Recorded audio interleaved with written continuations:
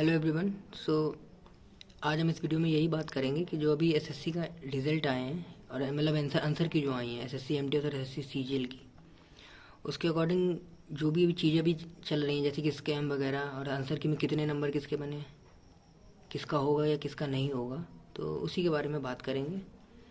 और जो आगे आने वाले एग्ज़ाम है क्या करना चाहिए उसके बेसिस पे, तो शायद आपको इसमें मदद मिले, तो अंत तक वीडियो को देखिएगा। तो सबसे पहले बात करते हैं एसएससी एमटीएस की।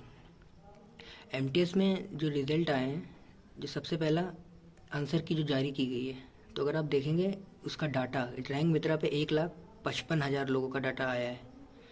और उस 1,55,000 लोगों की डाटा में अगर आप देखेंगे तो बिफोर नॉर्मलाइजेशन और आफ्टर नॉर्मलाइजेशन एक बहुत बड़ा गैप दिखता है। जैसे कि 125 प्लस जिसके आफ्टर नॉर्मलाइजेशन भी है, तो मात्र 5,000 लोग ऐसे हैं जिनके 125 प्लस बन रहे हैं आफ्टर नॉर्मलाइजेशन भी। तो इससे यही पता चलता है कि इस बार पेपर का लेवल काफ़ी अच्छा आया था, उसके अकॉर्डिंग ही कट ऑफ जानी चाहिए। अगर अगर जैसे कि जो नकल जो भी स्कैम चल रहा है, अगर एमटीएस में भी यही होता है और नहीं पकड़ा जाता है तो कट ऑफ थोड़ी बढ़ सकती है, और अगर पकड़ लिया जाता है तो नहीं बढ़ेगी। डिपेंड करता है ना। हालांकि पकड़ तो लिया ही गया था, 14 को जो पेपर था वो 19 को करवाया गया था, वही बिहार में जो हुआ था। तो बात करते हैं कि सेफ कौन है एसएससी एमटीएस में। तो इसका 99% तो बता सकते हैं, बट जो 1% रह जाता है वो यही रह जाता है कि अगर स्कैम वगैरह ना हुआ हो। तो जिन बच्चों के, मैं यूआर की अगर बात करें तो जिन बच्चों के 115 प्लस हैं, 115 प्लस जिनके हैं, तो वो अपने आप को एक सेफ जोन में मान सकते हैं। क्योंकि 115 प्लस इस बार का जिस लेवल का पेपर आया था, जिस लेवल की जीके और इंग्लिश आई थी, उसके अकॉर्डिंग 115 इनफ होनी चाहिए मेरे ख्याल से यूआर के लिए। और बाकी अगर देखा जाए तो एग्जैक्ट कट ऑफ तो कोई नहीं बता सकता, लेकिन हाँ 115 अगर जिसके यूआर में है तो वो अपने आप को सेफ मान सकता है आराम से। हाँ, अगर आपका बिल्कुल ही ईजीएस्ट सबसे ईजीएस्ट शिफ्ट में है तो हाँ आपको थोड़े एक्स्ट्रा नंबर्स में ऐड करने पड़ेंगे, जैसे कि 125 या 120 प्लस। वरना अगर 115 है आपके तो आप सेफ जोन में हैं। और यही है कि जैसे कि जिसके 115 हैं तो क्या उसे मान लेना चाहिए कि उसका 100% हो गया। तो देखिए 100% तो नहीं कह सकते, बट हाँ 99% पूरा श्योर है कि उसका लगभग तय है।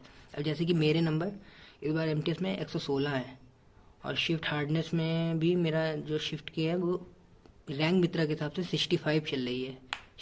65 मतलब उसका एवरेज स्कोर 65 चल रहा है।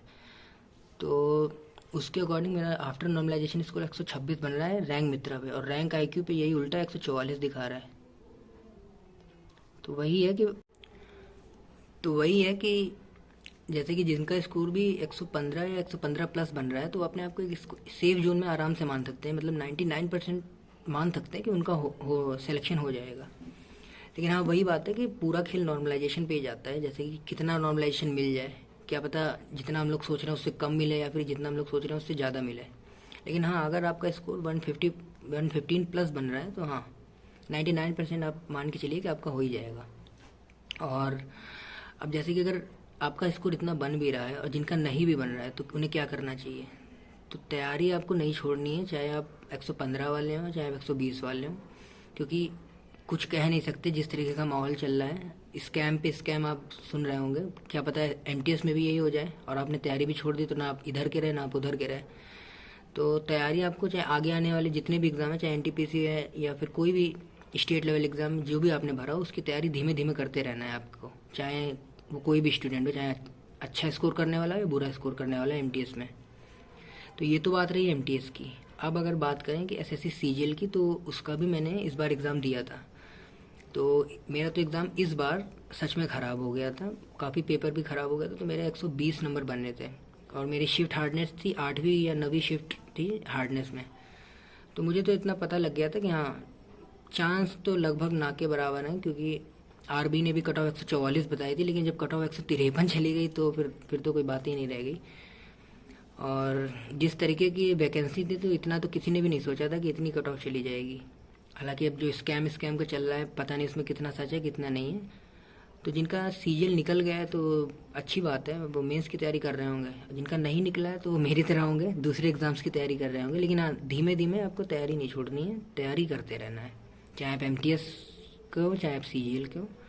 धीमे धीमे आपको तैयारी करते रहना है। सीजीएल मेंस की तो लोग कर ही रहे होंगे जिनका निकल गया होगा, बाकी आपको तैयारी करते रहना। मैंने आपको एक सेफ स्कोर बता दिया कि इस लेवल पे आप जो भी है कर सकते हैं। अगर आपको वीडियो पसंद आए तो थैंक यू, आप सब्सक्राइब भी कर सकते हैं।